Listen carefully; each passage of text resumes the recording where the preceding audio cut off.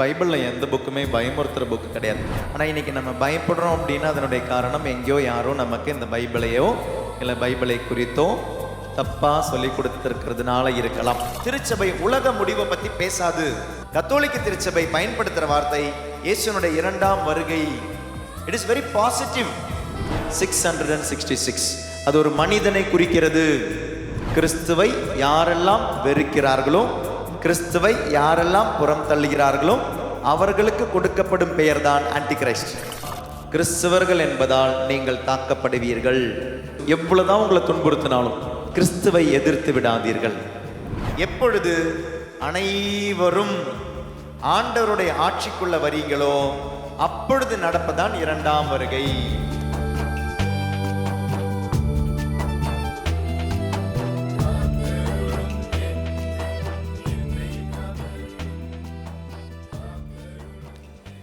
இயேசுவின் பார்ந்தவர்களே, இன்று நாம் படிக்க போகும் புத்தகம், பார்க்க போகும் புத்தகம் திருவெளிப்பாடு அப்படின்ற ஒரு புத்தகம். ஏன்னா சாதாரணமாக அந்த திருவெளிப்பாடு அப்படின்ற புக்கு நம்ம வாசிக்க மாட்டோம். ஏன்னா வாசிக்கும் பொழுது பயமாக இருக்குது, இல்லைன்னா வாசிக்கும் பொழுது புரிய மாட்டேங்குது. அதனால் திருவெளிப்பாடுன்ற புக்கு நம்ம சாதாரணமாக வாசிக்கிறது இல்லை. ஆனால் நம் பிரிவினை சகோதரர்கள் நம்மை அதிகமாக அட்டாக் பண்ணுற புக்கு இந்த புக்கு வச்சு தான். இதனுடைய அடிப்படையில் தான் நிறைய தவறான கருத்துக்களை வைத்து உலக அழிவை குறித்து இல்லைனா பலவிதமான தவறான கருத்துக்கள், நம்ம அந்த கருத்துக்களை சொல்லும் பொழுது குறிப்பாக ஆன்டி கிரைஸ்ட் அப்படின்றதுக்கு அந்த 666 வார்த்தை இதெல்லாமே சில டைம் நம்மளை பயமுறுத்தலாம். சில விஷயங்கள் நம்ம சிலர்கிட்ட இருந்து கற்றுக்கும் பொழுது அது பயமாக தான் இருக்கும். பைபிளில் எந்த புக்குமே பயமுறுத்துகிற புக்கு கிடையாது. பைபிளில் யாருமே பயமுறுத்துறவங்களும் கிடையாது. ஆனால் இன்றைக்கி நம்ம பயப்படுறோம் அப்படின்னா அதனுடைய காரணம் எங்கேயோ யாரோ நமக்கு இந்த பைபிளையோ இல்லை பைபிளை குறித்தோ தப்பாக சொல்லி கொடுத்துருக்கிறதுனால இருக்கலாம். என்கிட்ட ஒருத்தங்க ஒரு முறை சொன்னது எனக்கு ஞாபகம் வருது. அவங்க சொன்னாங்க, ஃபாதர், நான் சின்னதில் டெய்லி கோயிலுக்கு போவேன். நான் கோயிலுக்கெல்லாம் போகும் பொழுது, ஜபங்களுக்கெல்லாம் இந்த மாதிரி போகும் பொழுது, தியானங்களுக்கு எங்கேயாவது போகும் பொழுது அப்போ சொல்லுவாங்க, எல்லோரும் இப்போ கண்ணை மூடி ஜெபிங்க. கண்ணை மூடி ஜெபிக்கும் பொழுது இப்போ தூய் ஆவியானவர் வரப்போகிறாரு, அதனால் கண்ணை முடிக்கோங்க, ஜெபிக்க போகிறோம் தூய் ஆவியானவர் அப்படின்னு ஜெபிக்கும் பொழுது ஃபாதர் எல்லாருமே பயங்கரமாக ஜெபிப்பாங்க, எல்லாருமே பயங்கரமாக கைத்தட்டுவாங்க, எல்லாருமே பாடுவாங்க பயங்கரமாக. எனக்கு பயமாக இருக்கும். ஏன் பயமாக இருக்கும் அப்படின்னா, தூய் ஆவியானவர் வந்துட்டாருன்னா இதை மாதிரி நானும் கற்று வேணும், இதை மாதிரி நானும் ஐயோ குழம்பு வேணும். அதனால் எனக்கு பயமாக இருந்தனால ஃபாதர் கண்ணை மூடுன்னு சொன்னாலும் நான் எல்லாரையும் தான் பார்த்துக்கிட்டு இருப்பேன். நான் கண்ணையே மூட மாட்டேன். நான் கண்ணை மூடினா தானே தூய் ஆவியானவர் வருவார். ஆனால் தூய் ஆவியானவர் என்னை மட்டும் தொட்டுடாத விட்டுடுன்னு சொல்லி ஜெபிப்பாங்களாம். ஏன்னா தூய் ஆவியானவரை குறித்து தப்பாக சொல்லி கொடுத்துருக்குறாங்க, இல்லைன்னா தப்பான ஒரு கண்ணோட்டம் கொடுத்துருக்குறாங்க. அதனால் தூய் ஆவியானவரே என்னை தொட்டுடாத, என்கிட்ட வந்துடாதேன்னு ஜெபிக்கிறவங்க இருக்கிறாங்க. அப்போ அதே மாதிரி தான் சில டைம் நம்ம இந்த ரெவலேஷன், புக் ஆஃப் ரெவலேஷன் எடுக்கும் பொழுது ஐயோ வேண்டாம், அது வாசித்தா பயமுறுத்துது, அந்த என்ன கொம்பை பற்றி சொல்லுது, மிருகங்களை பற்றி சொல்லுது, அழிவை பற்றி சொல்லுது. கண்டிப்பாக கிடையாதுங்க. பழையங்கோட்டை தியானத்தினுடைய டாக் கொஞ்சம் பேரெல்லாம் பார்த்துருப்பீங்கன்னு நினைக்கிறேன். அதனுடைய அந்த கட் பண்ணி எடிட் பண்ணி நம்மளுடைய சேனலில் நம்ம போட்டுருவாங்க, இந்த வாரம் போட்டுருவாங்கன்னு நினைக்கிறேன். உலக முடிவு எப்பொழுது. ஸோ அந்த டாக்குக்கும் இந்த டாக்குக்கும் சம்மந்தம் இருக்குது. உலக முடிவு எப்பொழுது அப்படின்றது அதுலேயும் சொல்லியிருக்கிறேன். உலக முடிவு அப்படின்றது ஆண்டவர் அழகாக படைத்த ஒரு உலகத்தை ஆண்டவர் கடைசியில் கொண்டு போய் அழிக்க மாட்டார். ஆண்டவர் அழகாக படைத்த ஒரு உலகத்தை கண்டிப்பாக ஆண்டவர் இப்படி போய் அது எல்லாமே கெட்டு போகிற மாதிரி, எல்லாமே நாசமாகிற மாதிரி அப்படி கண்டிப்பாக அழிக்க மாட்டார். அப்போ உலக முடிவு என்பது உலகம் எந்த நிலையில் இருந்ததோ அந்த நிலைக்கு போய் சேருவதுதான் உலக முடிவு. Or in other word, transformation of the world, not the destruction of the world. He has created with all love. எல்லா அன்போடு படைத்த ஒரு விஷயத்தை எப்படிங்க ஆண்டவர் போய் நாசம் பண்ணிடுவார்? செய்ய மாட்டார். அப்போ இந்த உலகம் அப்படின்றது அதனால தான் இதெல்லாம் இந்த ரெவலேஷன் புக்கு முடியறதெல்லாம் நீங்கள் வார்த்தை பார்த்தீங்கன்னா அது எப்படி முடியும் தெரியுமா? புதிய எருசலேம், புதிய பூமி, புதிய ஒரு வானம், புதிய ஒரு உலகம். இப்படி தான் இந்த ரெவலேஷன் புக்கு முடியுது. இப்படி முடிகிற ஒரு புக்கை இன்னைக்கு நம்ம இவ்வளோ பயமுறுத்தி வச்சிருக்கிறாங்க அப்படின்னா இதனுடைய உண்மை என்னன்னு நம்ம தெரிஞ்சுக்கணும். அப்பதான் நம்ம இந்த ரெவலேஷன் அதனால இதனுடைய இன்னைக்கு கொஞ்சம் மேலோட்டமாக மட்டும்தான் பார்ப்போம், ரொம்ப வேர்ட் பை வேர்ட் பார்க்க மாட்டோம். இருந்தாலும் இதனுடைய மொத்தம் இது என்னன்னு பார்க்கணும் நம்ம கண்டிப்பா. ஏன்னா உலக முடிவு, உலக அழிவு அப்படின்றது நம்ம பயப்பட வேண்டிய ஒரு விஷயம் கிடையாது. சேம் இந்த ஆதாமை ஆண்டவர் படைத்த பொழுது ஆதாமுக்கு அனைத்தினுடைய அதிகாரத்தை ஆண்டவர் கொடுத்தார். God was the creator of the world, God was the king of the world. அனைத்தினுடைய அதிகாரியும் அனைத்தினுடைய அரசும் அரசாங்கமும் ஆண்டவராக இருந்தார், அரசராகவும் ஆண்டவராக இருந்தார். அந்த அரசர், விண்ணகத்தின் அரசர், மண்ணையும் படைத்த பொழுது விண்ணின் மண்ணின் அரசரான ஆண்டவர் அந்த அரச பதவியை யாருக்கு கொடுத்தாரு? மனுஷனுக்கு கொடுத்தார். So Adam was actually a king. ஆதாம் என்னும் மனிதன் உண்மையாகவே ஒரு அரசனாக தான் இருந்தான். அனைத்தும் அவனுடைய அடிப்படையில் இருந்த பொழுது, அனைத்தும் அவனுடைய அதீனதையில் இருந்த பொழுது இஸ் a king. அப்படிதான் படிச்சார். he was a king in his creation. அந்த கிங் கிட்ட ஆண்டவர் என்ன பண்ணார்? இதை நீ பார்த்துக்கோ, இதை பண்படுத்தவும் பாதுகாக்கவும் நான் உம்மிடம் ஒப்படைக்கிறேன் அப்படின்னார். பண்படுத்தவும் பாதுகாக்கவும், அதான் 2வது அதிகாரத்தில் இருக்கு இல்லையா, 16, 17, 18 திருவசனங்கள்ல இதை பண்படுத்தவும், ஜெனசிஸ்ல பண்படுத்தவும் பாதுகாக்கவும் நான் உங்ககிட்ட கொடுக்குறேன்னு சொல்லிட்டு, சரி அப்ப இந்த பண்படுத்துறது பாதுகாக்கிறது அப்படின்னா என்ன? நீ நல்ல அரசனாக இருக்கணும் என்பது அதனுடைய, you should be a right king. சரியான அரசனா இரு. மனிதர்களிடையே இருக்கலாம், மிருகங்களுக்கு இடையில இருக்கலாம், நல்ல ஒரு அரசனாக இரு. இதற்கு எனது அரசாட்சியை நான் உங்ககிட்ட கொடுக்கிறேன்னு சொன்னார். ஆனால் மனிதன் பாவம் செய்து படைப்பிற்கு அடிமையாய் போனான். அப்போ ஒரிஜினல் சின் என்னது? Original sin is failure in kingship. ஒரு நல்ல அரசனாக இருக்க வேண்டிய ஆதாம் அது இல்லாமல் போன பொழுது, அவ்வளோ அழகா இருந்த கார்டன், த ஈதன் கார்டன், ஏதேன் தோட்டம், வாழ்க்கையின் தோட்டம், வாழ்வு தரும் ஒரு தோட்டம். ஏதேன் தோட்டம் was full of life. வாழ்வு தரும் ஒரு தோட்டம். அரசன் இல்லாம, இதை பண்படுத்துறவன் இல்லாம, இதை பாதுகாக்கிறவன் இல்லாம அது என்னவா போச்சு? அது டெசர்ட்டா மாறி போச்சு. அது என்னவா மாறி போச்சு? பாலைவனமா மாறி போச்சு. நான் உங்களுக்கு இதுக்கு முன்னாலேயும் சொல்லியிருக்கிறேன், நீங்கள் இந்த தொடக்க நூலை வாசிக்க வேண்டியது, நீங்க தொடக்க நூலிலிருந்து விடுதலை பயணத்தை வாசிக்க கூடாது. விடுதலை பயணத்திலிருந்து நீங்க தொடக்க நூலை பார்க்கணும். விடுதலை பயணத்திற்கு பிறகு எழுதப்பட்டதான் தொடக்க நூல். தொடக்க நூலுக்கு பிறகு எழுதப்பட்டதல்ல விடுதலை பயணம். விடுதலை பயணம் அந்த மக்கள் கடந்து போன எல்லா துன்பங்கள், அதற்கு பிறகு அவர்கள் எழுதினதுதான் விடுதலை தொடக்க நூல். ஸோ பாலைவனத்தில் கடந்து போன இந்த மக்கள், சோலைவனமாக இருந்த எங்களுடைய வாழ்க்கை எப்படி பாலைவனமாக மாறி போனது.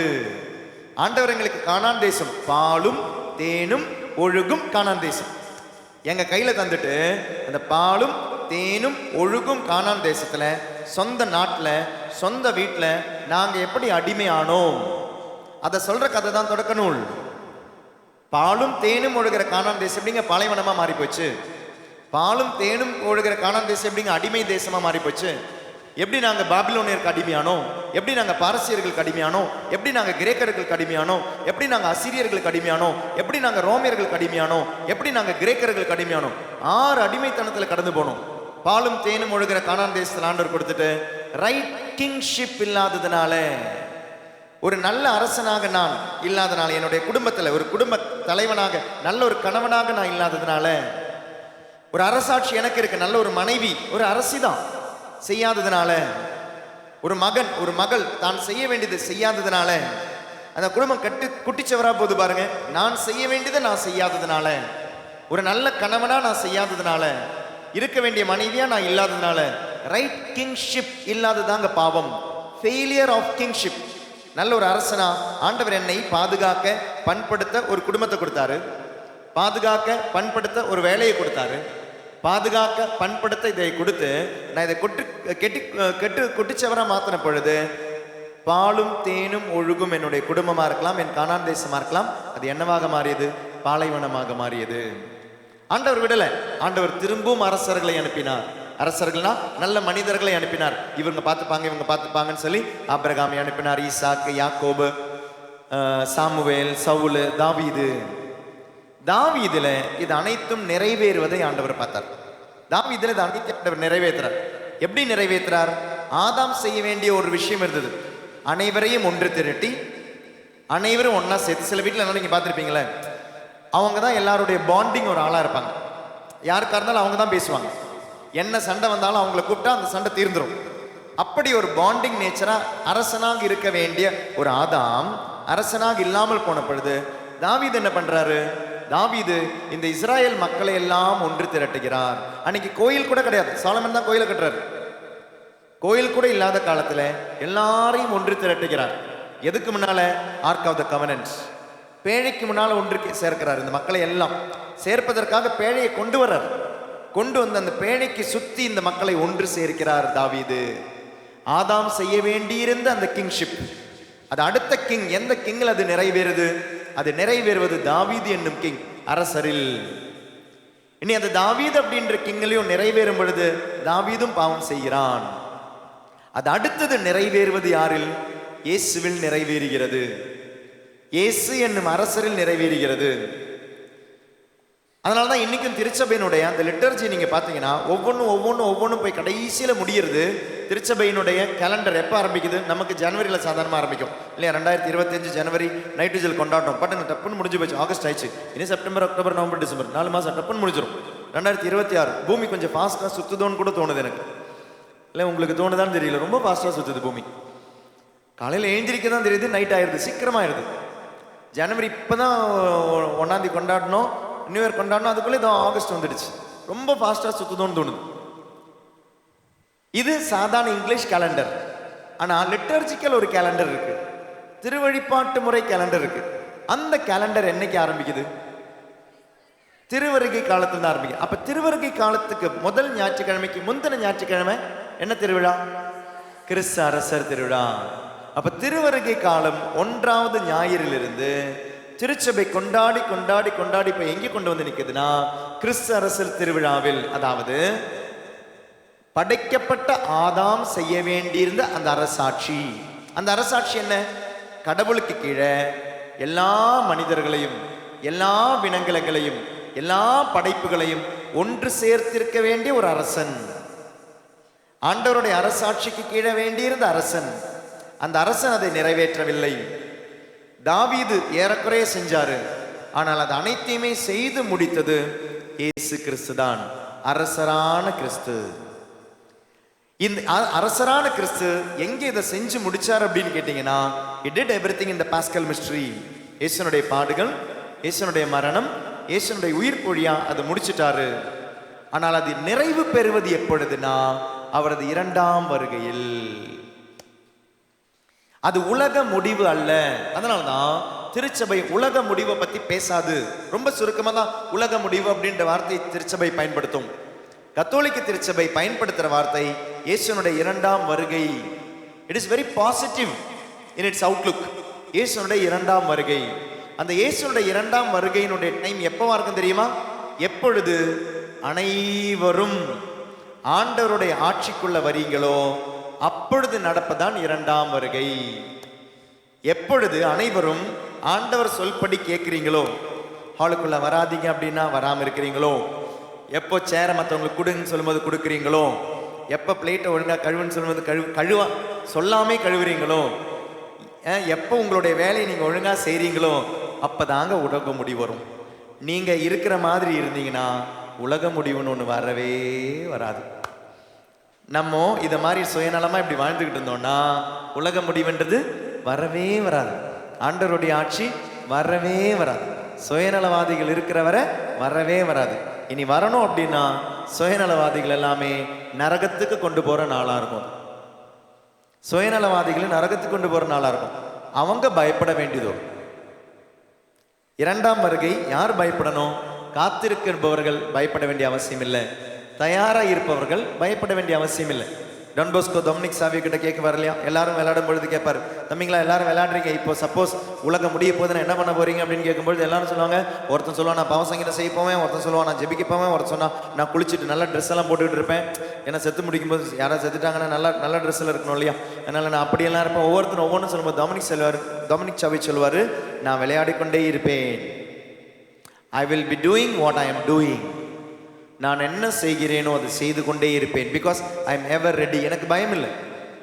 2ஆம் வருகை எனக்கு பயம் இல்லை. உலக முடிவு எனக்கு பயம் இல்லை.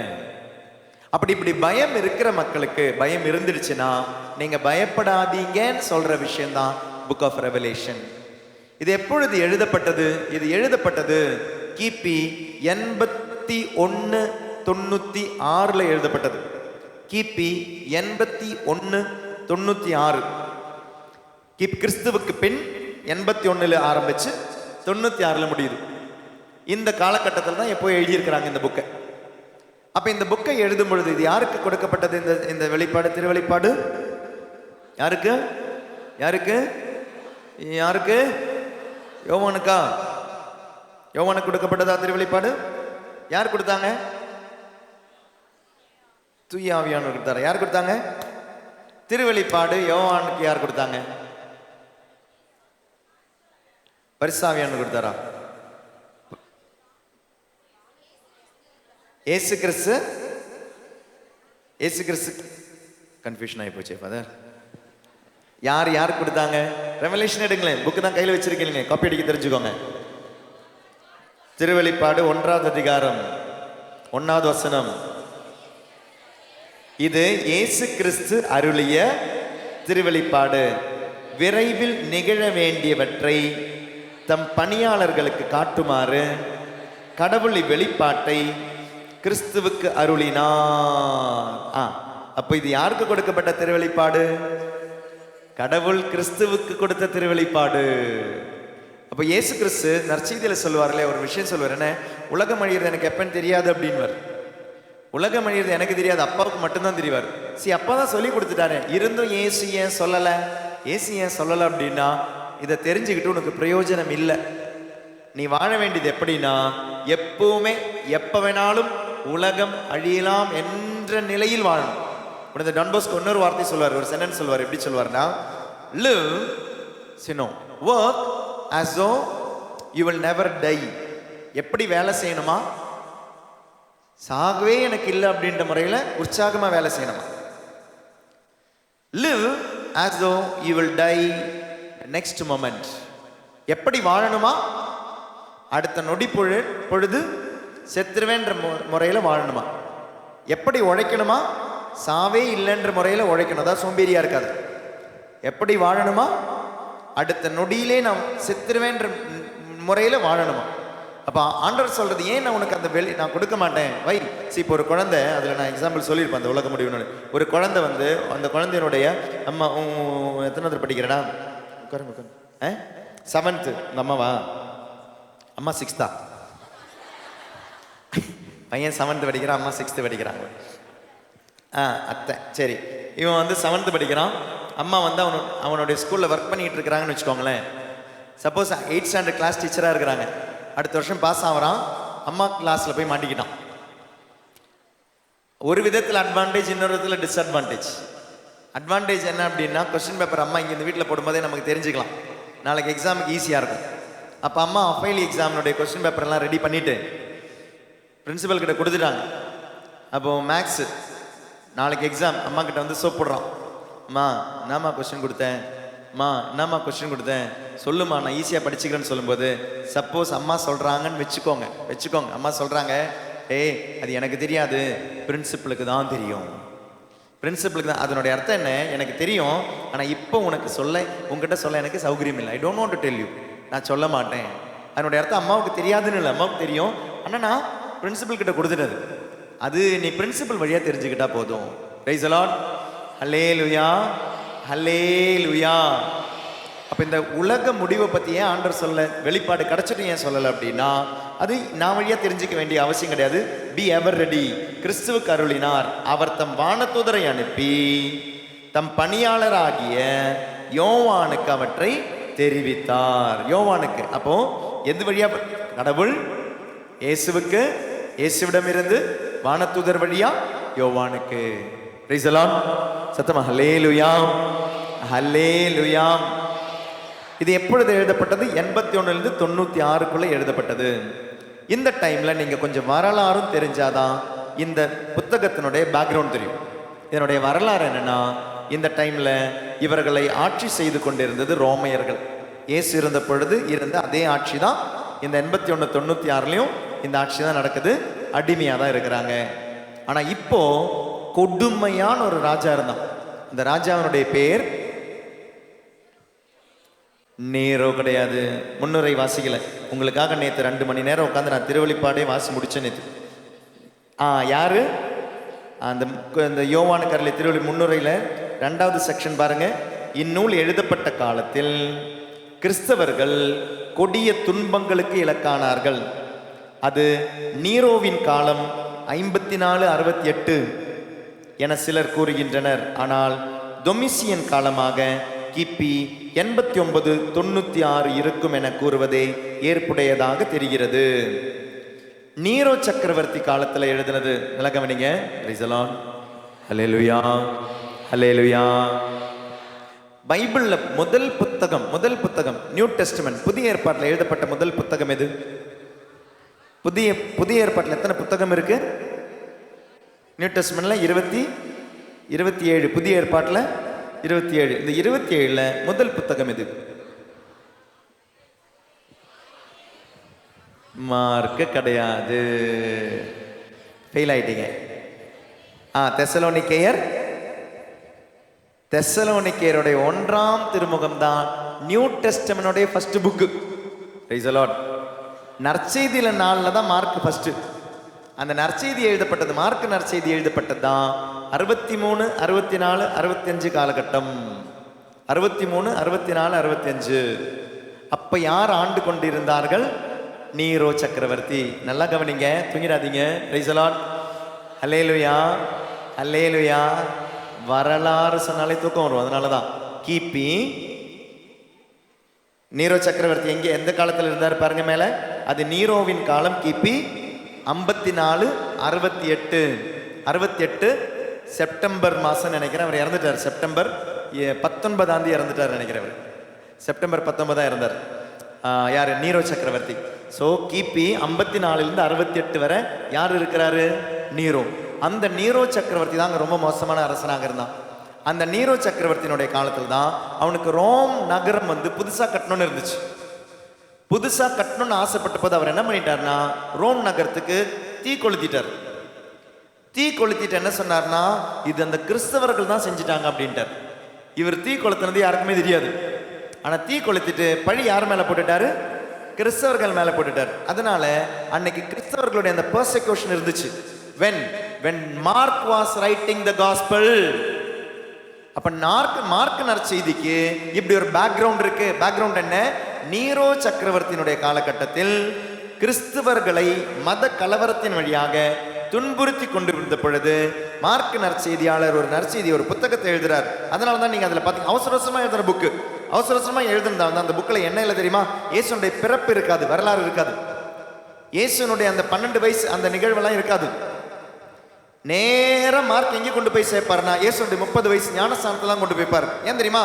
அப்போ அங்கே நடந்து கொண்டிருப்பது மத கலவரம், கிறிஸ்துவர்களை கொன்று கொண்டிருக்கும் நாட்கள். அதனால கிறிஸ்தவர்களே மனம் தளராதீர்கள் என்று எழுதப்பட்டதான் மார்க் நற்செய்தி. Background of Mark's gospel is Christian persecution. It is happening again in 89 to 96. இது இந்த டயக்லிஷியன் அப்படின்ற இந்த சக்கரவர்த்தி, இந்த எம்பரர், இந்த பேரரசன் என்ன செய்வார்னா, கிறிஸ்தவர்களை இந்த லைட் போஸ்ட், கரண்ட் இல்லையா, லைட் இல்லையா, இருட்டா இருக்க ரோடு, நீ கிறிஸ்தவனா என்ன பண்ணிடுவார்னா, லைட் போஸ்ட் மாதிரி நிக்க வச்சு கொளுத்தி விட்டுருவார். இப்படி இந்த டயக்லிஷியன் செஞ்சுக்கிட்டு இருந்தார். ரொம்ப கொடூரமா கொண்டுட்டு இருந்தார். அந்த கொடுமையான காலகட்டத்தில் எழுதப்பட்டதான் ரெவலேஷன், திருவெளிப்பாடு.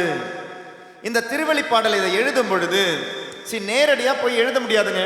நேரடியா இப்ப சொல்றாரு வச்சுக்கோங்களேன், டயக்லிஷியன் பேரரசர் இவர் அழிந்து விடுவார் அப்படின்னு ஒரு லெட்டர் இவர் அனுப்பினார். யார் அனுப்புறாரு? ஜான் இந்த 7 சபைகளுக்கு அனுப்புறாரு. 7 சபைகளுக்கு எழுதப்பட்டதான் ரெவலேஷன். அந்த 7 சபைகள் அப்படின்றது இன்னைக்கு நம்ம சொல்ற மாதிரி பிரிவினை சபைகள் கிடையாது. ஒவ்வொரு இடத்துல இருந்த சர்ச், அந்த சர்ச்சுக்கு சுருள்கள் வழியா லெட்டர் அனுப்பி கொடுப்பாங்க. அந்த லெட்டரை அவங்க வாசிப்பாங்க.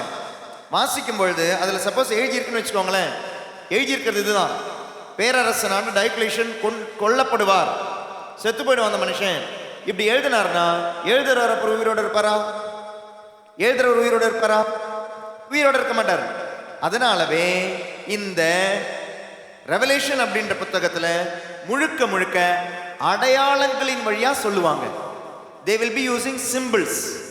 அதனால தான் இதுல வந்து நீங்க பெரிய பாம்பை பார்ப்பீங்க, 7 தலை இருக்கிற மிருகத்தை பார்ப்பீங்க, 10 தலை இருக்கிற மிருகத்தை பார்ப்பீங்க, 10 கொம்பு இருக்கிற மிருகத்தை பார்ப்பீங்க. இந்த மிருகம் எல்லாம் யாரை குறிக்கிறது என்றால், இது அனைத்துமே குறிக்கிறது இந்த டயக்லேஷன் அப்படின்னு இந்த பேரரசரை, ஒரு மிருகத்தை, ஒரு மனிதனை குறிக்கிறது. பிரைஸ் தி லார்ட், அல்லேலூயா. அரக்க பாம்பு, இதெல்லாம் வாசிக்கும்போது நமக்கு பயமா இருக்கு. இந்த அரக்க பாம்பு இது பேரரசனை குறிக்கிறது. யாரை அழிக்க வருகிறது? கிறிஸ்தவர்களை அழிக்க வரும் அரக்க பாம்பை பத்தி சொல்கிறது. சோ இது இம்மீடியட்லி யாருக்காக எழுதப்பட்டது? திருவெளிப்பாடு யாருக்காக எழுதப்பட்டது? ஃபர்ஸ்ட் லைன், இது இயேசு கிறிஸ்து அருளிய திருவெளிப்பாடு, விரைவில் நிகழ வேண்டியவற்றை. இது போதும் விரைவில் நிகழ வேண்டியவற்றை, இம்மீடியட்லி நடக்க போற ஒரு விஷயத்தை பத்தி பேசுறாங்க.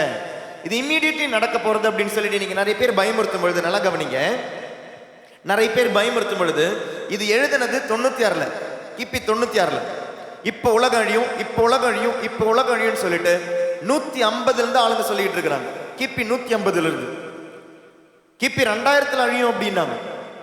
அன்னைக்கு நம்ம மெழுகுவத்தியெல்லாம் வாங்கி வச்சோம், மெழுகுவத்தியெல்லாம் பிளஸ் பண்ணி வச்சோம் ஃபாதர் கிட்ட இருந்து. ஏன்னா இருட்டாயிடும், மொத்தமா இருட்டாயிடும். ஃபாதர் பிளஸ் பண்ண மெழுகுவத்தி மட்டும்தான் அணையாம இருக்கும். உலகம் அழிய போகுது, அப்புறம் மெழுகுவத்தி அணைஞ்சா என்ன, அழிஞ்சா என்ன. இருந்தாலும் முட்டாள்தனமா அந்த 3 மெழுகுவத்தி வாங்கி வச்சோம், பிளஸ் பண்ணி வச்சோம். உலகம் அழியில எரிய போற 3 மெழுகுவத்தி. பிரைஸ் தி லார்ட், அல்லேலூயா. 2025 ஆயிடுச்சு, இன்னைக்கு அழியல. ஆனா இந்த வார்த்தை பாருங்களேன், விரைவில் நடக்க போறேன்.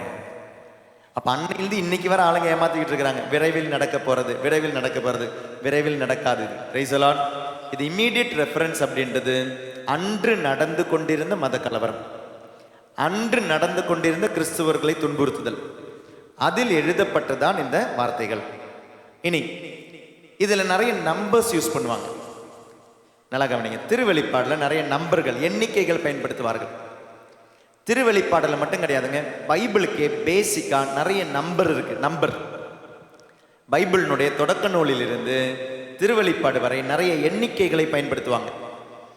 அப்ப இங்க நினைக்காதீங்க எண்ணிக்கை, இப்ப நான் என்ன நம்பர் சொல்ல போறேன், சில நம்பர்ஸ், அதை சொல்லும் பொழுது உடனே நியூமராலஜி நினைக்காதீங்க. இந்த மூட நம்பிக்கையில் பயன்படுத்துற நம்பர்ஸ் கிடையாது. மாறாக சில விஷயங்களை நம்ம சொல்லிக் கொடுக்கும் பொழுது ஈஸியா சொல்லிக் கொடுக்கறதுக்காக இந்த பைபிள் முழுக்க முழுக்க பயன்படுத்துற சில எண்ணிக்கைகள் உண்டு.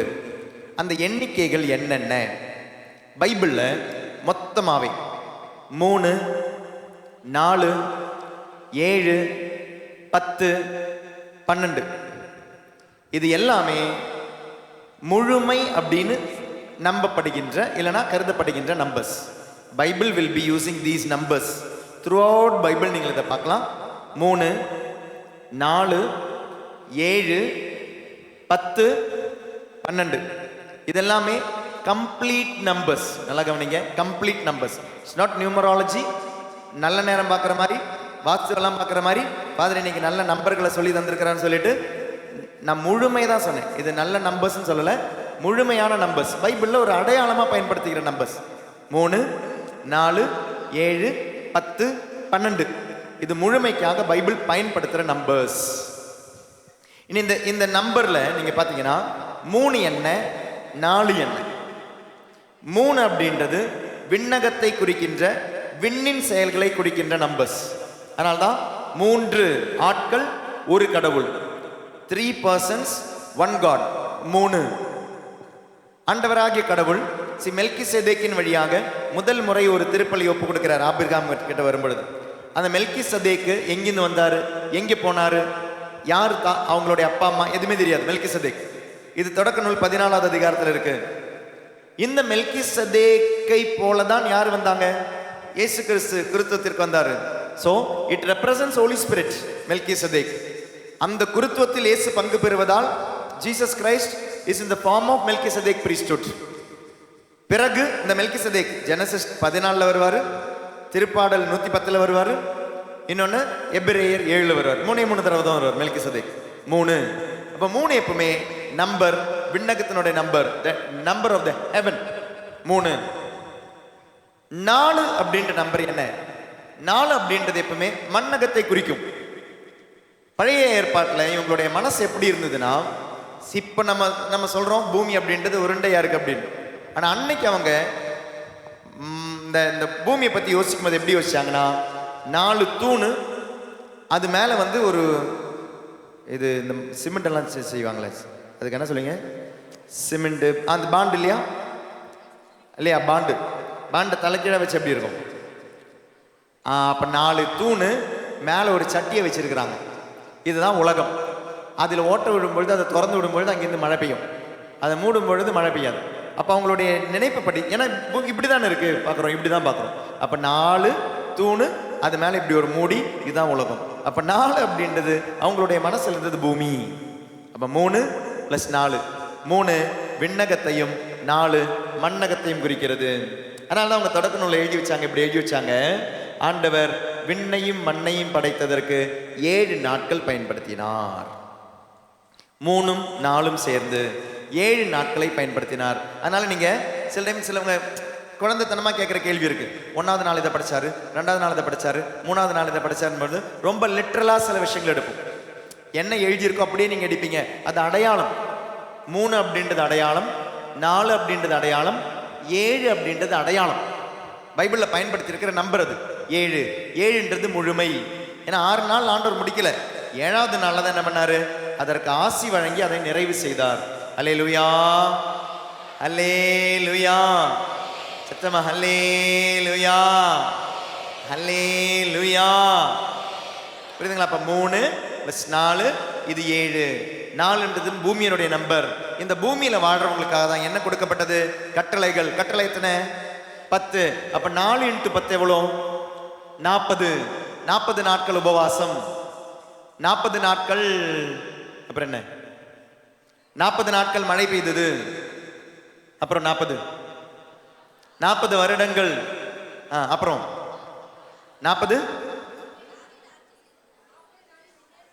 40வது நாள் விண்ணேற்பு. இல்லையா? இந்த 40 எல்லாம் பார்த்தீங்கன்னா அப்போது ஒரு கணக்கது. ஏன்? மண்ணில் இருக்கும் பொழுது 4 × 10 கட்டளைகளை வாழ 40. Price the lord. சத்தமா அல்லேலூயா, அல்லேலூயா. 3ம் 4ம் 7 முழுமை என்றால் 7லிருந்து ஒரு நம்பர் குறைவாகும் பொழுது 6 என்பது முழுமை, இன்கம்ப்ளீட் நம்பர். 7 அப்படின்றது கம்ப்ளீட் நம்பர்னா அந்த கம்ப்ளீட்னஸ்க்கு வர முடியலைங்க 7ஆல. அதனால தான் 6 அப்படின்றது இன்கம்ப்ளீட் நம்பர். கானாவூர் திருமணத்தில் இயேசு தண்ணீரை ரசமாக மாற்றுகிறார். எத்தனை கற்சாடிகள்? 6. பார்த்தீங்களா? அப்போ ஏன் இந்த 6ன்னு கேட்காதீங்க. ஏன் அந்த 6 யோவான் மென்ஷன் பண்ணியிருக்கிறார்? யோவானுக்கு தெரியும் இந்த 6 அப்படின்றது இன்கம்ப்ளீட் நம்பர். அப்போ பழைய ஏற்பாடு அப்படின்றது இன்கம்ப்ளீட், அதை கம்ப்ளீட் பண்ண வந்தவர் தான் இயேசு கிறிஸ்து. 7. அது ஏன் எத்தனாவது நாள் நடக்குது? இந்த கானாவூர் திருமணத்தினுடைய திருவிழா, அந்த அதிசயம் எத்தனாவது நாள் நடக்குது? 3ஆம் நாள் நடக்குது. ஆனா இதனுடைய கணக்கு நான் சொல்லியிருப்பேன், முன்னால சொல்லியிருப்பேன். அது ஆக்சுவலி எத்தனாவது நாள்? 7ஆம் நாள். அப்ப கானாவூர் திருமணம் நடப்பது 7ஆம் நாள். ஆனால் அந்த 7ஆம் நாளை பிரிச்சு என்ன பண்ணுவாரு? 4, 3ன்னு போட்டு 3ஆம் நாள்.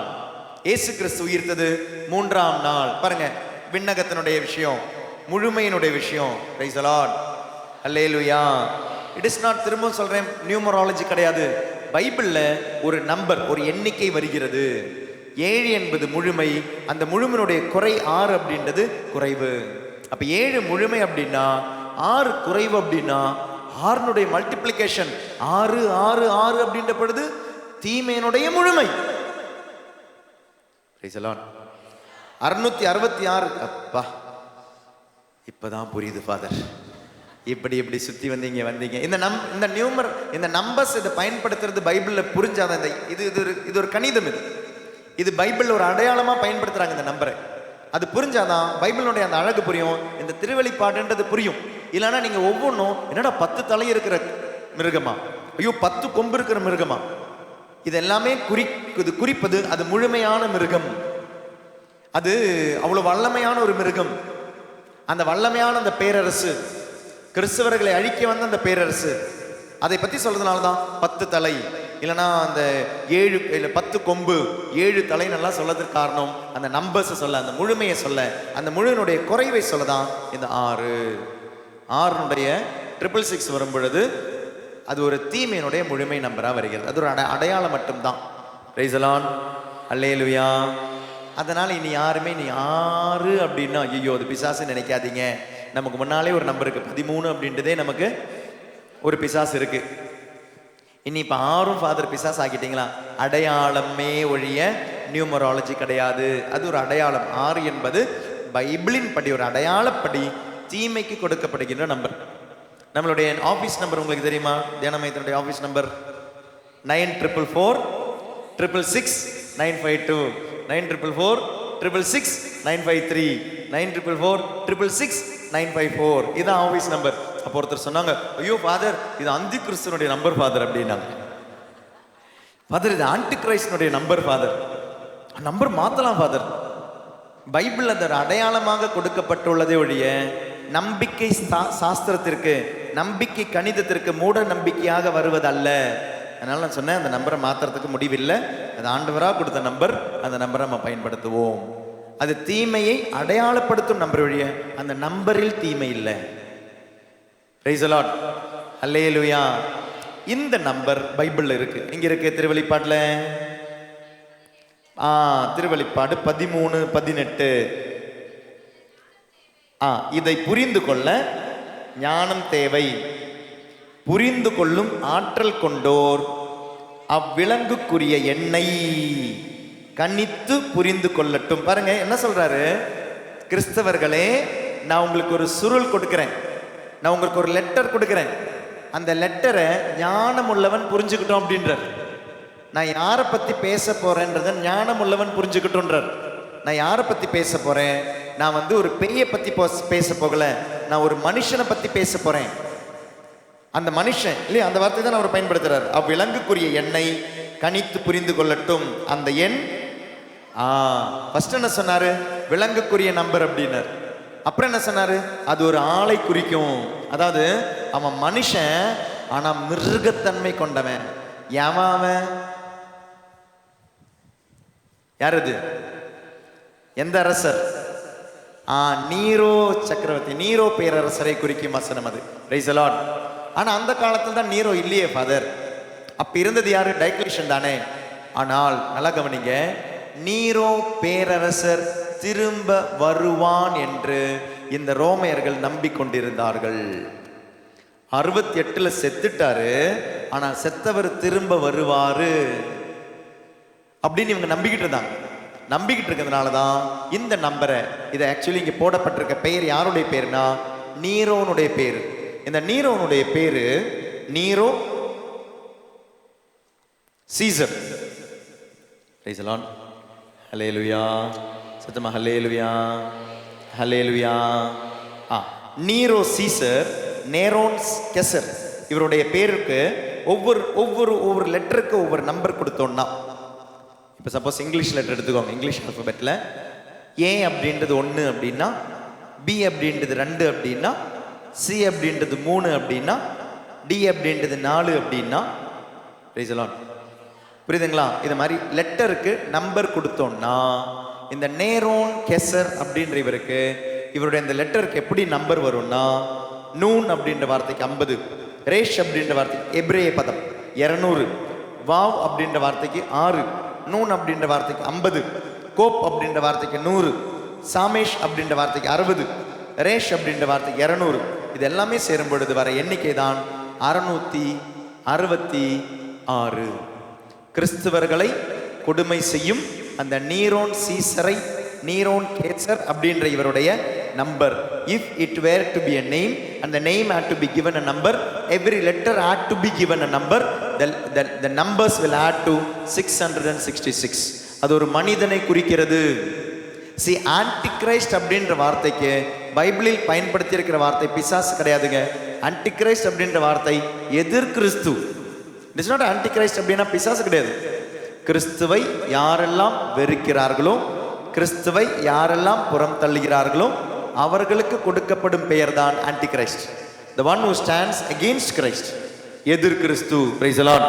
சத்தமா ஹல்லேலூயா, ஹல்லேலூயா, ஹல்லேலூயா. அப்ப துன்பப்படும் கிறிஸ்தவர்கள், அந்த கிறிஸ்தவர்களுக்கு அவர் எழுதி ஆறுதல் படுத்துறாரு. இன்று உங்களுக்கு துன்பத்தின் காலமாக இருக்கலாம், ஆனால் புதிய ஒரு எருசலேம் என்று ஒன்று வரும். அனைத்தையும் கடந்து ஒரு எருசலேம் ஒன்று வரும். உங்களுடைய துன்பங்களுக்கு முடிவு ஒன்று வரும். இந்த துன்பங்கள் எல்லாம் ஆசீர்வாதமாக வரும் ஒரு நாள் ஒன்று உண்டு.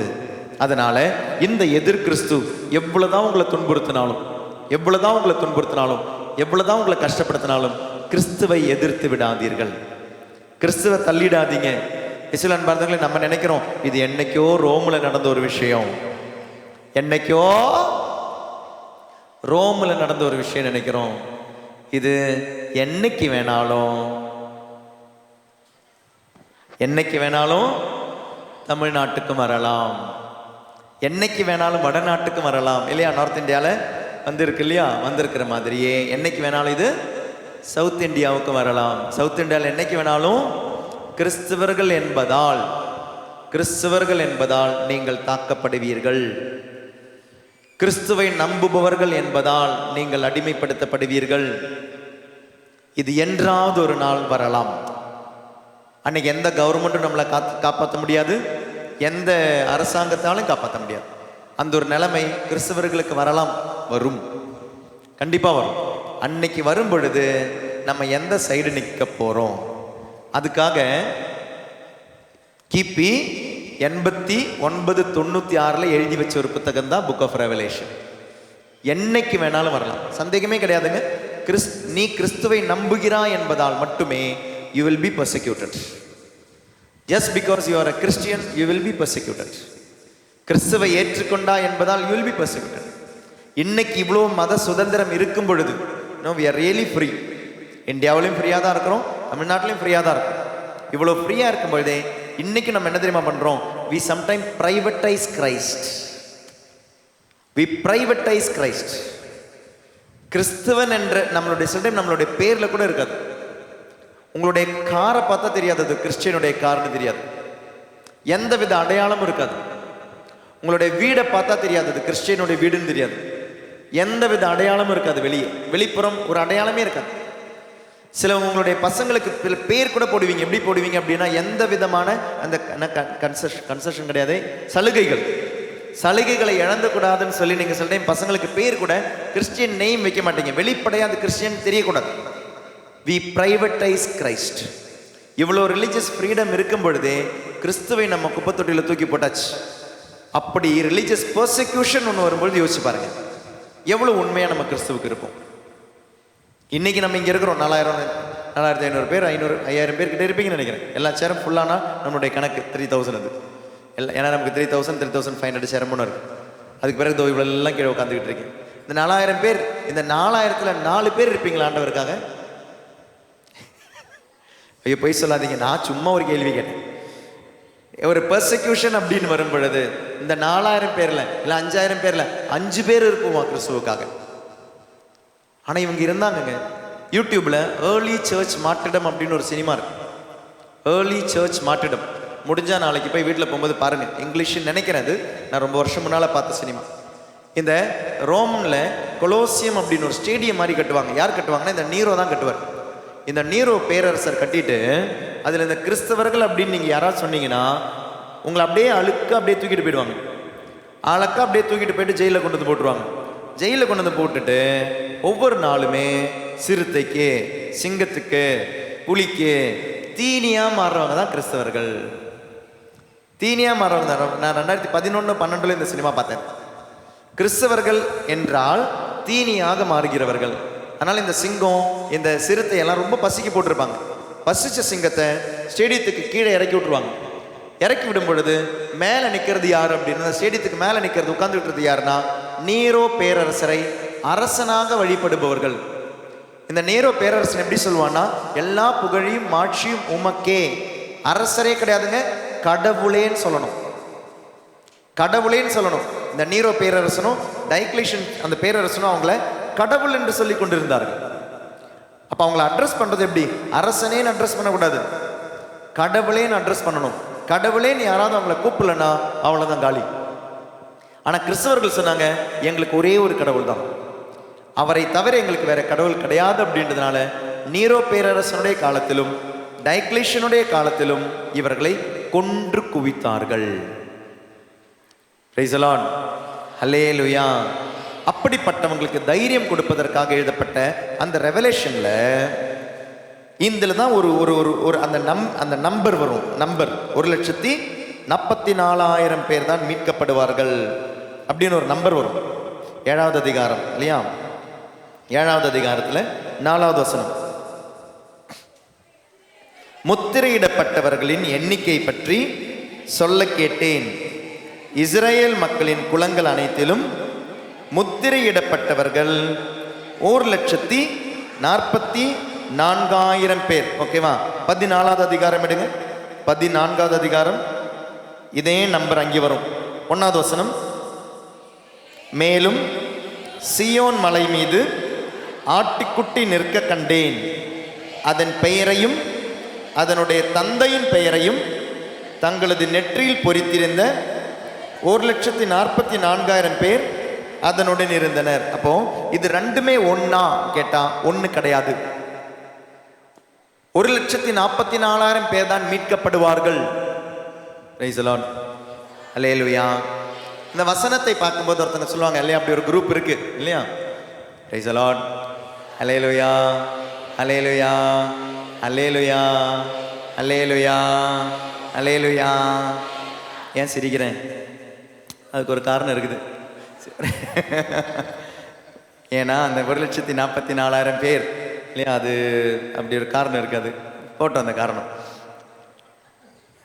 இல்லையா? நமக்கு பல விதத்தில் துன்பம் வரும் மாதிரி, ஒவ்வொருத்திலையும் ஒவ்வொரு இடத்துலையும் துன்பங்கள் வரும். அப்படின்ற மாதிரி அப்படி ஒரு துன்பம் சும்மா இருக்க விட மாட்டாங்க. நம்ம உண்மையை போதிக்கிறோம் இல்லையா, ரொம்ப ஸ்ட்ராங்காக போதிக்கிறோம் இல்லையா, என்ன தெரியுமா பண்ணியிருக்கிறாங்க?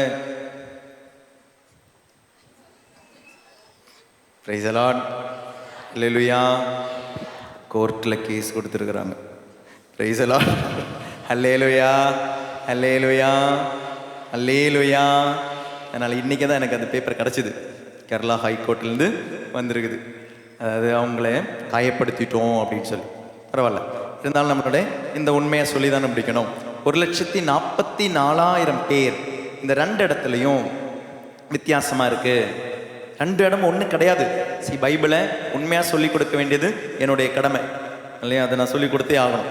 அப்போ 1,44,000 7வது அதிகாரத்தில் பயன்படுத்தி இருக்கிறதும் 14வது அதிகாரத்தில் பயன்படுத்தி இருக்கிறதும் வித்தியாசம் இருக்கு. இந்த வித்தியாசம் என்ன அப்படின்னா, இந்த 1,44,000 1,44,000 நான் உங்களுக்கு சில நண்பர்கள் முழுமையான நம்பர் அப்படின்னு, முழுமையான நம்பர்கள் என்னென்ன நம்பர்கள்? முழுமையான நம்பர்கள் 3, 4, 7, 10, 12. இப்போ இந்த 144,000 அப்படின்ற பொழுது ஏதாவது கனெக்ஷன் இருக்கா? எந்த நம்பரோட கனெக்ஷன் வருது? 12. அப்போ 12 × 12 144. அப்போ இந்த 12, இந்த 144,000 பேர் என்பது யாரை குறிக்கிறது என்றால், இது குறிப்பது ஒரு குரூப் கிடையாதுங்க, இது ஒரு அடையாளம். இது யாரை குறிக்கிறது அப்படின்றது ஒரு அடையாளம். யாரை குறிக்கிறது? யூதர்கள் அனைவரையுமே குறிக்கிறது. ஏன்னா அதுக்கு கீழே இம்மீடியட்லி, அதுக்கு கீழே அவங்களுடைய 12 கோத்திரங்களுடைய பேர் போட்டிருக்காங்க. இம்மீடியட்லி அதுக்கு கீழே நம்ம 4வது வசனம் தானே வாசிச்சோம். 7வது அதிகாரம் 4வது வசனம். 5வது வசனத்திலிருந்து 8வது வசனம் வர பார்த்தீங்கன்னா, நீங்கள் அதில் யூதா குலத்தில், ரூபன் குலத்தில், காத்து குலத்தில், ஆசேர் குலத்தில், நப்தலி குலத்தில், மனாசே குலத்தில், சிமியோன் குலத்தில், லேவி குலத்தில், இசக்கார் குலத்தில், செபுலோன் குலத்தில், யோசேப்பு குலத்தில், பென்யமின் குலத்தில். அப்ப அந்த 12 குலத்தை குறிக்கிறது அது. It is a symbolic number. You should not take it literally. அப்படி லிட்டரலி எடுக்கும் பொழுது தான் அந்த பிரச்சனை வருது. அப்படிதான் அந்த சபை உருவாயிருக்கு. அது லிட்டரலி எடுக்கக்கூடாது. லிட்டரலி எடுக்க வேண்டிய நம்பர் கிடையாது அது. 1,44,000 பேர் மட்டும்தான் மீட்கப்படுவார்கள் என்றால் அது எவ்வளவு தவறு! அது அவ்வளோ பெரிய தவறான ஒரு விஷயம். இதுவே பாருங்களேன், 14வது அதிகாரத்தில் இட்ஸ் டாக்கிங் அபவுட் டிஃபரண்ட். இதை பத்தி பேசுறதே கிடையாது. 14வது அதிகாரத்தில் யாரை பத்தி?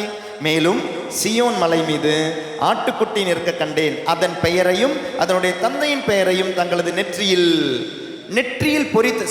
ஒரு ஆளுடைய பேர் நெத்தியில எழுதுறோம் அப்படின்னா அதுக்கு கண்டிப்பா ஒரு காரணம் இருக்கும். அது ஏன் எழுதுறாங்க? இந்த புக்கு, இந்த பைபிள் பாருங்களேன், இது புதுசா இருக்கு. ஏன்னா பழைய இந்த கிழிஞ்சு போச்சு இந்த பைபிள். அப்ப நேற்று தான் என்ன பண்ணேன், ஆகஸ்ட் 1 புது பைபிள் புக் ஸ்டால் இருந்து எடுத்து நம்பர்லாம் எழுதி வச்சிருக்கிறேன், பேரெல்லாம் எழுதி வச்சு, என் பேரை எழுதி வச்சிருக்கிறேன். யாரும் நீங்க எடுத்துட்டு போயிடக்கூடாதுன்னு சொல்லி என் பேரை எழுதி 01/01/2025 எலாவூர்ல எடுத்திருக்கிறேன்னு சொல்லி எழுதி போட்டிருக்கிறேன். டேட்டு போட்டு என் பேரை போட்டிருக்கிறேன். அப்போ இது என் பேரை போட்ட உடனே இது யாருடையதாகுது? என்னுடையதாகுது. அப்போ பெயர் எழுதியதால் இந்த பொருள் யாருடையதாகுது? என்னுடையதாகுது என்றால் பெயர் தந்தையினுடைய பெயரும் ஆட்டுக்குட்டியினுடைய பெயரும் ஒருவன் மீது ஒருத்தி மீது பொருத்தப்பட்டால் அவன் அவள் யாருடையதாக மாறுகிறான்? அந்த பெயர் யார் பொருத்தப்பட்டதோ அவருடையதாக மாறுகிறான். So he's talking about New Testament. அந்த 1,44,000 பேர் யாரை பத்தி பேசப்பட்டது? Old Testament. இந்த 1,44,000 பேர் யாரை பத்தி பேசப்படுகிறது? New testament. அதாவது இயேசுவில் நம்பும் அனைவரும், நிறைவு, முழுமை. அதான் 1,44,000. It is not literal number. It is talking about a completion. அனைவரும் மீட்கப்படுவீர்கள், அனைவரும் மீட்கப்பட வேண்டும். கிறிஸ்து வந்தது 1,44,000 பேருக்காக கிடையாது. கிறிஸ்து வந்தது அனைவருக்காகவும். அதுல இந்து இருக்கலாம், முஸ்லீம் இருக்கலாம், எத்திஸ்ட் இருக்கலாம், புரோட்டஸ்டன்ட் இருக்கலாம், பெண்டகோஸ்ட் இருக்கலாம், கேஸ் கொடுக்கறவங்க இருக்கலாம், நஷ்டீடு கேட்கறவங்க இருக்கலாம், பிரச்சனை பண்றவங்க இருக்கலாம், தீமை செய்பவர்கள் இருக்கலாம், இல்லையா? நம்மளை கோர்ட்ல போய் நிறுத்தணும்னு நினைக்கிறவங்க இருக்கலாம், உங்களுக்கு நிலம் கொடுக்காதவங்க இருக்கலாம், நிலத்தை பிடுங்குறவங்க இருக்கலாம், உங்களுடைய உரிமையை பிடுங்குறவங்க இருக்கலாம். All these things can happen. ஆனால் அனைவரும் மீட்கப்பட வேண்டும் என்பதற்காகவே கிறிஸ்து வந்தார். கிறிஸ்து வந்தது 1,44,000 பேருக்காக வரவில்லை. Praise the Lord. அல்லேலூயா, அல்லேலூயா. தூக்கு தண்டனை கொடுத்தாலும் இது சொல்லத்துக்கான தைரியம் வேணும், இல்ல? எப்படி வந்த தைரியம்? அதுதாங்க revelation. Other revelation. You cannot be silent in your truth when someone sues you. இது அந்த உண்மையை பேசாம இருக்கும் பொழுது, இந்த திருவெளிப்பாடு அப்படின்றது அந்த உண்மையை பேச வேண்டிய தொடங்குற ஒரு புக். அது அனைவரையும் மீட்க வந்த அந்த அனைவர் அப்படின்றது அந்த 144,000. Praise the Lord. ஹல்லேலூயா. சத்தமா ஹல்லேலூயா, ஹல்லேலூயா, ஹல்லேலூயா. இது இங்கு மட்டும் கிடையாதுங்க. இது பவுல் இன்னொரு இடத்துலயும் சொல்றாரு. இது 81:90 தான் எழுதி இருக்கிறாங்க. 2 கொரிந்தியர் எடுங்க. 2 கொரிந்தியர். இப்ப அதிகாரம் எதுன்னு தானே பார்க்க போறீங்க. அதிகாரம் கிடையாதுங்க, இன்னைக்கு எல்லாம் முன்னுரை தான். முன்னுரை எடுங்க. முன்னுரையில சூழலும் நோக்கமும் எடுங்க, ஹெட்டிங். அதுல வாசிப்போமா? பவுல் கொரிந்தியருக்கு தமது 1ஆம் திருமுகத்தை எழுதிய பின் கொரிந்தியில் இருந்த போலி போதகர்கள் அவருக்கு எதிராக கலகம் மூட்டினார்கள். அவர் கொரிந்துக்கு வரும் திட்டத்தை மாற்றியதால் அவர் உறுதியற்ற மனமுடையவர் என்றார்கள். நன்கொடை திரட்டி வந்ததால்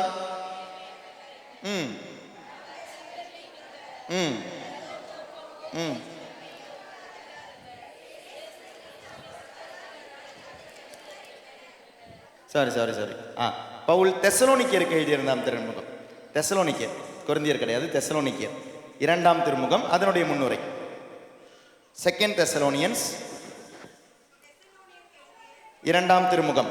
தெசலோனிக்கேருக்கு எழுதிய 1ஆம் திருமுகம் பல ஐயப்பாடுகளை உருவாக்கிற்று. அவை குறிப்பாக இயேசு கிறிஸ்து மீண்டும் வருதலை பற்றியவனாக இருந்தன. முதல் திருமுகத்தில் 6 முறை கிறிஸ்துவின் வருகை பற்றி பேசப்பட்டிருந்தது. அது விரைவில் நிகழும் என அத்திருமுகத்தில் சொல்லப்பட்டிருந்தது. இந்த பின்னணியில் இறுதி வருகை ஏற்கனவே நிகழ்ந்து விட்டதென்று, பாத்தீங்களா? இது 2000 வருஷம் முன்னால நடந்தது இல்லைங்க, இன்னைக்கு சொல்றவங்க இருக்கிறாங்க. Jesus is born. Second coming of Jesus நடந்துடுச்சு. இயேசு பிறந்துட்டாரு, இயேசு வளர்ந்துட்டு இருக்கிறாரு. அதனால செகண்ட் கமிங் நடந்துடுச்சு. அப்போ இது புது 2000 வருஷத்துக்கு பிறகு ஏதோ ஒரு குரூப், ஒரு சபை வந்து சொல்றது கிடையாது. 2000 வருஷத்துக்கு முன்னால் அப்படி சபைகள் சொல்லிக்கிட்டு இருந்துச்சு. அதனால் என்ன தெரியுமா நடந்தது? இயேசுதான் வந்துட்டாரே, இனி எதுக்கு வேலை செய்யணும், இனி எதுக்கு? அதனுடைய தொடர்ச்சியா வாசி பாருங்க. வேறு சிலர் அது நெருங்கி வந்து விட்டது என்று கருதி சோம்பித்திருந்தனர். இக்கருத்துக்களை மாற்றிட ஏறத்தாழ 2 மாத இடைவெளிக்கு பின் கிபி 51 கொரிந்து நகரிலிருந்து 2ஆம் திருமுகத்தை பவுல் தெசலோனிக்கு எழுதினார். இதனால தான் இவர் என்ன தெரியுமா, அடுத்த 2வது பேராகிராஃப் பாருங்க. இவ்வருகையை முன்னிட்டு தெசலோனிக்காவில் பலர் வேலை செய்யாமல் சோம்பித்திருந்தனர். அவங்க கிட்ட தான் என்ன தெரியுமா சொன்னாரு? நிலையாயிருந்து தாங்கள் கற்றுக்கொண்ட உண்மைகளின்படி வாழ பண்ணிக்கிறார் பவுல். வேலை செய்யாது சோம்பித்திருவோர் உழைத்து உண்ணுமாறு கட்டளையிடுகிறார். அதனால சோம்பேறியா இருக்காதீங்க. கிறிஸ்து வந்துட்டாரு, இல்லதோ வரப்போறாரு, இனி ஏன் வேலை செய்யணும், சாக போறோமே நினைக்காதீங்க. 2025 வருஷமா இந்த பொய்கள் ஓடிக்கிட்டு தான் இருக்கு. பிரைஸ் தி லார்ட், அல்லேலூயா. அதனால கிறிஸ்துவனுடைய 2ஆம் வருகையை குறித்துள்ள புத்தகம் அல்ல திருவெளிப்பாடு. உலகத்தினுடைய அழிவை பற்றிய புத்தகம் அல்ல திருவெளிப்பாடு. திருவெளிப்பாடு என்பது அன்று துன்பத்தில் இருந்த மக்களுக்கு எழுதப்பட்டது தான் திருவெளிப்பாடு. ஒரு எக்ஸாம்பிள் வாசிப்போமா? 3வது அதிகாரம், திருவெளிப்பாடு 3வது அதிகாரம் 7வது திருவசனம். பெலதெல்பியாவில் உள்ள திருச்சபையின் வானதூதருக்கு இவ்வாறு எழுது: தூயவரும் உண்மை உள்ளவரும் தாவீதின் திறவுகோலை கொண்டிருப்பவரும் எவரும் பூட்ட முடியாதவாறு திறந்து விடுபவரும் எவரும் திறக்க முடியாதவாறு பூட்டி விடுபவருமானவர் கூறுவது இதுவே. போதும். அது பாருங்க, இயேசு கிறிஸ்துவை பற்றி என்ன சொல்றாங்க? எவரும் பூட்ட முடியாதவாறு திறந்து விடுபவரும் எவரும் திறக்க முடியாதவாறு பூட்டியவரும் அவரே. நல்லா கவனிங்க, அந்த வார்த்தை எதை சொல்கிறது? எவரும் பூட்ட முடியாதவாறு திறந்தவர் இயேசு கிறிஸ்து தான். எவரும் திறக்க முடியாதவாறு பூட்டியவரும் இயேசு கிறிஸ்து தான். இது இயேசு கிறிஸ்துனுடைய மரணத்தில் இயேசு திறந்துவிட்ட கதவை குறிக்கிறது. Jesus open the door. இனி அந்த டோரை யாராலும் பூட்ட முடியாது, யார் நினைச்சாலும் பூட்ட முடியாது. இனி திறக்க முடியாதவாறு பூட்டின ஒரு டோரும் இருக்கு. யார் நினைச்சாலும் இனி அந்த டோரை திறக்க முடியாது. அதற்காக தான் அரசனான ஆதாம் தவறிய விஷயத்தை, தாவீது தவறிய விஷயத்தை இயேசு என்னும் கிறிஸ்து அரசர், இயேசு கிறிஸ்து என்னும் அரசர் திறந்து விட்டார். அதனால தான் இந்த திருவெளிப்பாட்டில் இன்னொரு வார்த்தை கூட இருக்கும். டோர் அப்படின்றது 3வது அதிகாரம் 20வது திருவசனம், நமக்கு தெரிஞ்ச ஒரு வார்த்தை. நான் இதோ உன் கதவண்டை தட்டி கொண்டிருக்கிறேன், எவராவது என் குரலை கேட்டு கதவை திறந்து தந்தால் நான் அவர்களோடு சேர்ந்து உணவு அருந்துவேன். நல்லா, போதும், உணவு அருந்துவேன். அப்போ இந்த உணவை தந்து உனக்குள் இருந்து உன்னை மாற்றுபவர் நானே.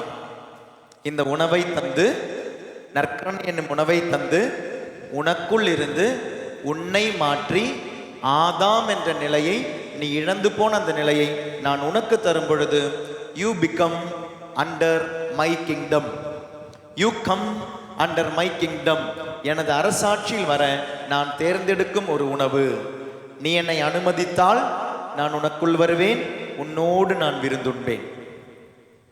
அந்த டோரை நீ எனக்கு திறந்து தந்தேன்னா நான் உனக்குள்ள வருவேன். அதற்கு பிறகு நான் உனக்கு திறந்து தந்த ஒரு டோர் இருக்கு. அந்த டோர் என்ன? நீ உலகமெங்கும் சென்று நற்செய்தி அறிவிக்க, அந்த நற்செய்தி உலகமெங்கும் சொல்ல நான் உனக்கு ஒரு டோரை தரேன். அப்போ ஃபர்ஸ்ட் டோர் என்ன? நான் உனக்குள் வந்து உனக்கு ஒரு வேலையை தருவேன், த மிஷன். செகண்ட் டோர் என்ன?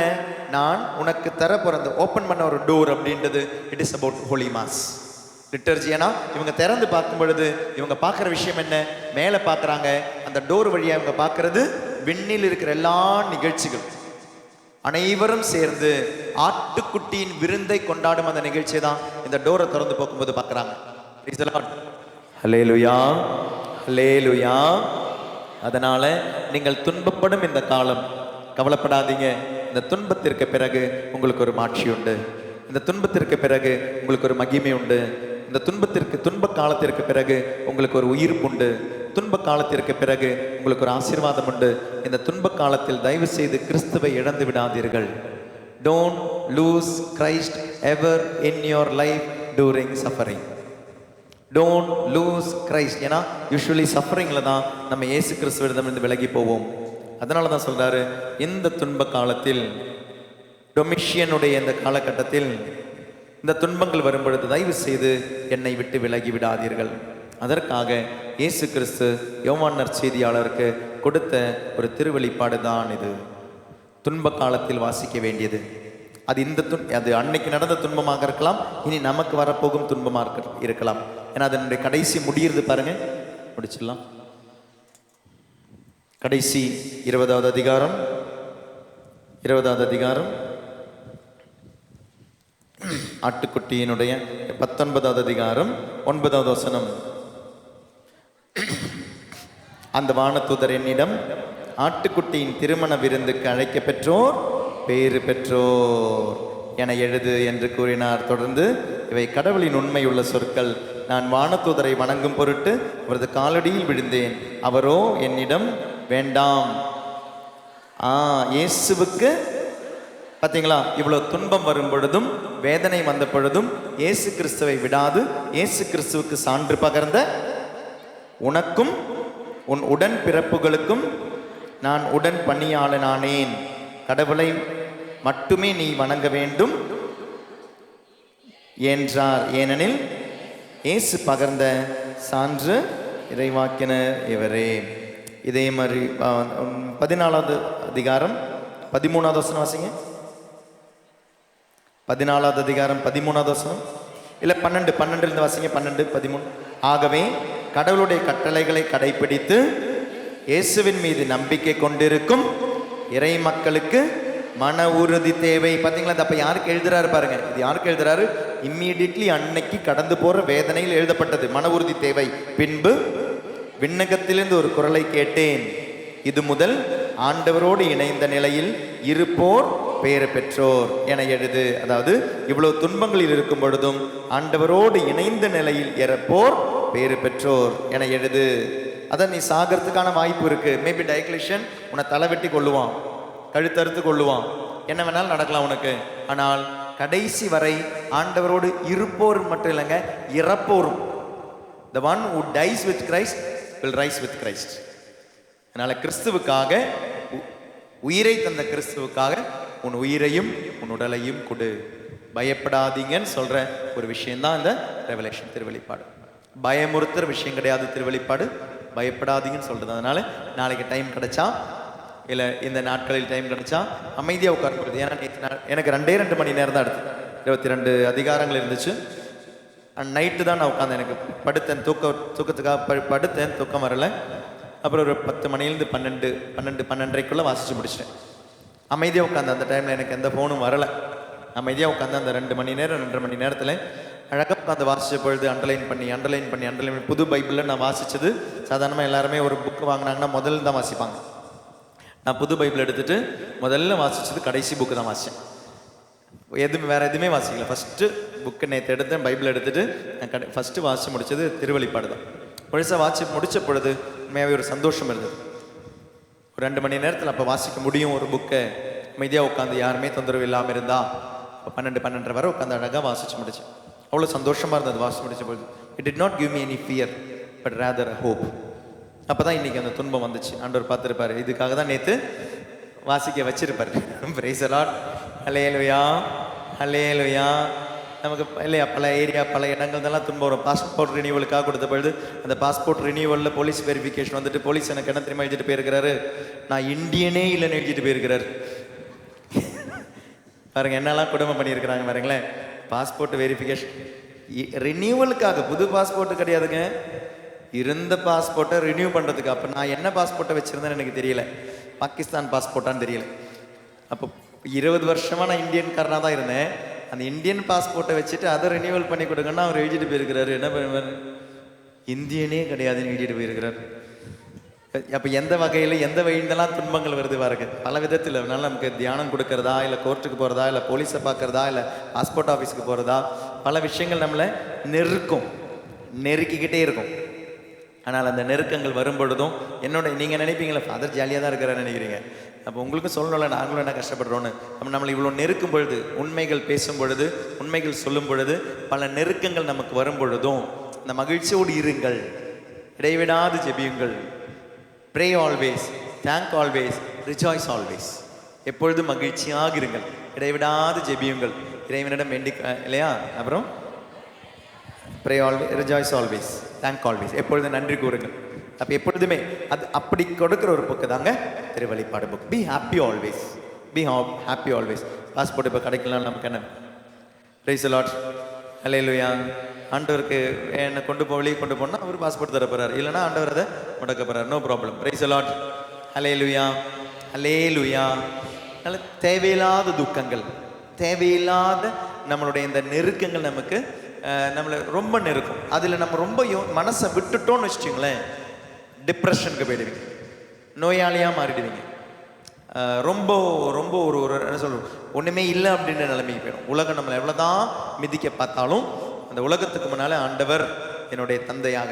ஆட்டுக்குட்டியுடைய பெயர், அதெல்லாம் நீங்கள் பைபிளில் வாசிச்சு பாருங்களேன். நான் இது தொடக்க இப்படியே வாசிச்சிருந்த பொழுது அந்த பெயர் என்ன, ஃபர்ஸ்ட் அவருக்கு கொடுத்த பெயர் கிடையாது. a new name is given.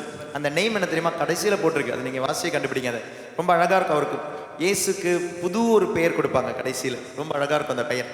Very beautiful word, very beautiful name is given to Jesus in the end of Revelation. அது வாசிச்சு நீங்களே கண்டுபிடிங்க. இயேசுக்கு அழகான ஒரு பெயர் வரும். Praise the Lord. சத்தமா ஹல்லேலூயா, ஹல்லேலூயா, ஹல்லேலூயா.